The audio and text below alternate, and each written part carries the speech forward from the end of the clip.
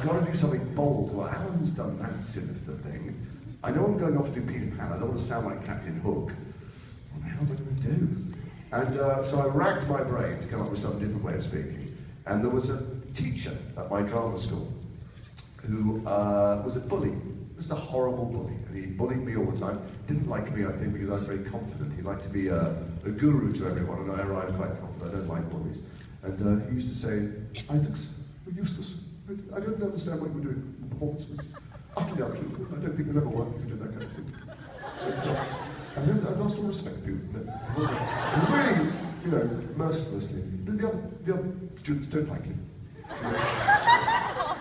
Which wasn't true. I married one of them. But anyway.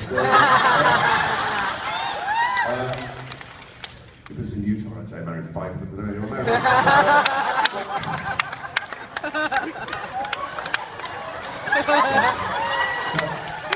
That's so unfortunate. So I took his voice, and then there was an art critic in Britain, a famous art critic who was on the radio, who had you couldn't believe it was his real voice, but it was his real voice, who wasn't born to upper class stock, but had adopted this voice, which was a caricature almost of the upper classes in England. It was, and he was great fodder for mimics. Mimics were always doing it because he fights his name Brian Stewart, talks like that.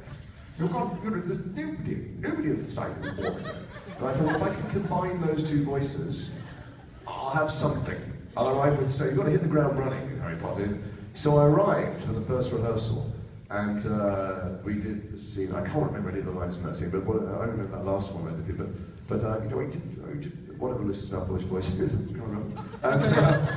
And the director came up, Chris, looking slightly worried. He went, "Okay, that's great. I just wonder, because I'm American, so I just wondering to myself, is there anybody, you know, in the world who talks like that?" I said, maybe not exactly like that, but something like that. It's affected, but it's a combination of these two people. He went, okay, cool, sure, all right, well, let's think about that.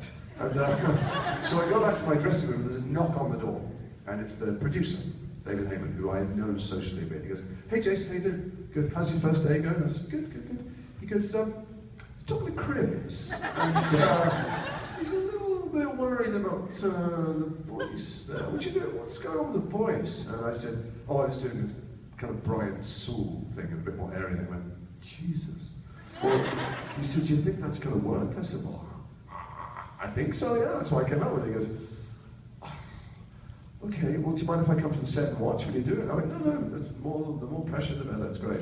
So we go down to the set and we go through the scene, and I go, I don't know, I call me, it's Dumbledore, whatever it is, the professor, whatever the line is, and I could see them conferring on his shoulders going around. I'm thinking, oh God, if they take that away, I've got nothing. You know? And they came over, and Chris goes, I know, I'm thinking about the voice. And Daniel said, I think it sounds really cool.